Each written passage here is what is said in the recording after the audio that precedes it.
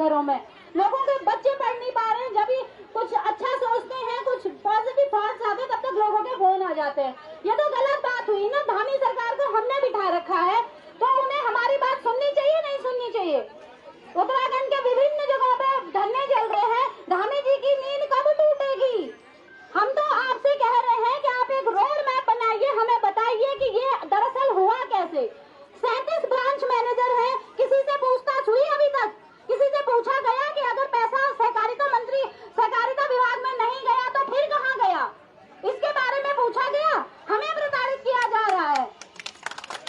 सारे के सारे मिले हुए हैं। अगर कोई भी इसमें दोषी नहीं है, 37 ब्रांच मैनेजर सुन ले और धामी सरकार सुन ले, अगर इनमें से कोई भी निर्दोष है तो आए ना सामने, देवपुरा रोड में बताइए कहाँ गया था पैसा। ऐसे तो जमीन तो निकल नहीं गई होगी, आसमान तो निकल नहीं गया होगा। इन लोगों को पता ही नहीं है पैसा कहाँ गया। क्या सरकार इस पे टैक्स नहीं लेती थी, जीएसटी नहीं लेती थी? ऑडिट होता था इसका बकायदा। तो कैसे सरकार सो रही है? सरकार को जनहितों के लिए रखा जाता है। सरकार को इसलिए नहीं बिठाया जाता कि हम आंदोलन करेंगे, हम सड़कों पे घसीटे जाएंगे, तब आप एक अधिकारी को हमारे पास भेजोगे, तब हम उसके पास अपनी बात करेंगे। भाई हमने आपको बिठाया है वहाँ पे, और आप हमारी बात, पहले तो आपको कायदे से हमारे पास आना चाहिए था कि भाई तुम्हें कोई दिक्कत तो नहीं है, उत्तराखंडी है, हम शुद्ध उत्तराखंडी है? और आपको वहाँ पे हमने इसलिए बिठाया हुआ है कि आप अगर कहीं किसी जगह पे कुछ गलत होता है तो आप लोग हमारे हितों की सुरक्षा करोगे। हम टैक्स भरते हैं, टैक्स हमारे पैसों से ये पुलिस लगाई हुई है। भाई हमें तो आपसे मिलना है, आपसे बात करनी है हमें। क्या आप सो रहे थे क्या तब? और अगर सो भी रहे थे तो अभी भी सो रहे हो क्या? नींद से जग जाओ। अब तो उत्तराखंड पूरी तरीके से डूब गया है।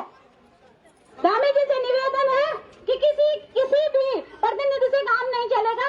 मुख्यमंत्री मुख्यमंत्री ओनली मुख्यमंत्री, ऐसा नहीं होता है। मुख्यमंत्री जी किसी को भी भेज देते। हम 3 बार आ गए हैं भाई यहाँ पे, हमारे बाल बच्चे छोटे हैं, ताला लगा के आए हुए हैं। इतने छोटे छोटे बच्चे हैं हमारे, और आप लोग वहाँ पर से यहाँ पे नहीं आ पा रहे हो। आपके पास तो कई लोग हैं काम करने वाले, हमारे पास कोई नहीं है। जो करी कमाई भी थी हमारी वो भी डुबा दी हमने।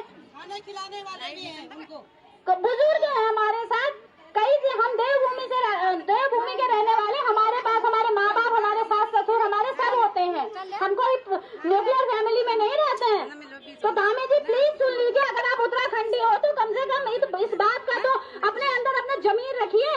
कृषि मंत्रालय तो फर्जी नहीं हो सकता ना। आपने उसको, कृषि मंत्रालय भारत सरकार ने उसे सर्टिफाइड किया था, इसीलिए हम लोग भी, पढ़े लिखे लोग भी इसमें बेवकूफ बन गए। अब बन गए तो आगे तो भाई गार्जियन हो आप, बच्चे परेशान हो रहे हैं तो निकालोगे ना उनको इस परेशानी से। छुपने से क्या होता है? छुपता तो कायर है, कायर।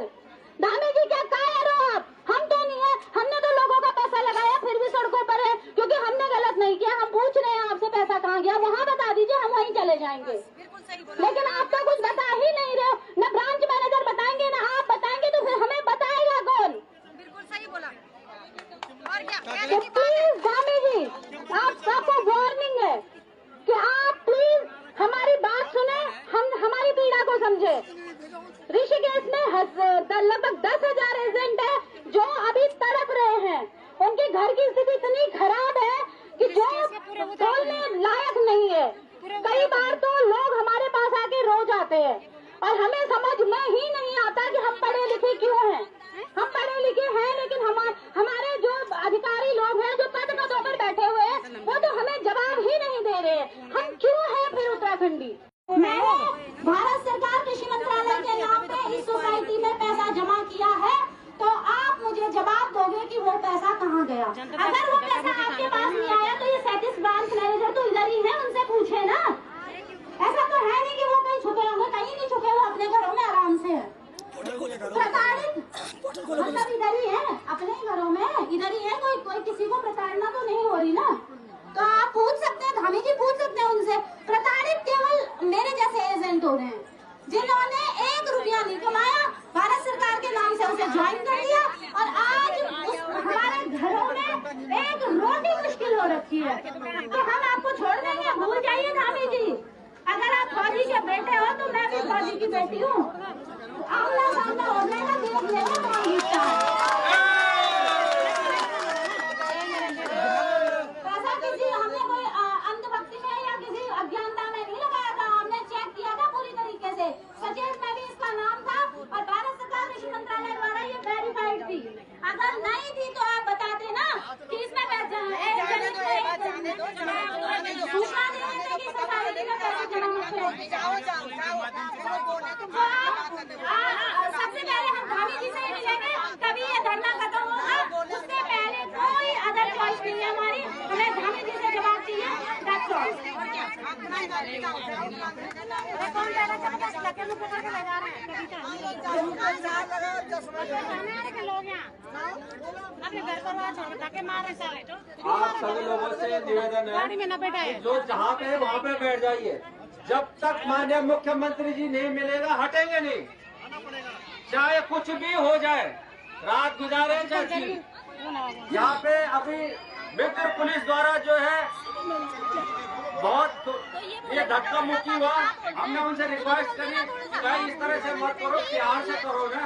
आप कहीं भी ले जा रहे हो, चाहे जेल में ले जा रहे हो, चाहे आप गाड़ी के अंदर बैठा रहे हो, तो एक सभ्यता होती है, ये संस्कृति होती है, वो देवभूमि की संस्कृति है। क्योंकि यहाँ पे बोर्ड में लिखा हुआ महिला और बेटी को मिलेगा सुरक्षा। वो बोले 5 लोगों को मिला दे तो नहीं जाने दीदी जाओ पहले, क्या पता एक बार सुन लो क्या बोलते हैं, क्या बोलते हैं इतनी जानकारी में सुनने के लिए एक बार जाने दो, नहीं जाने 5 लोगों को बोला नहीं, क्यों 5 लोगों का पैसा है क्या? इसलिए नहीं, हमारा धरना बहुत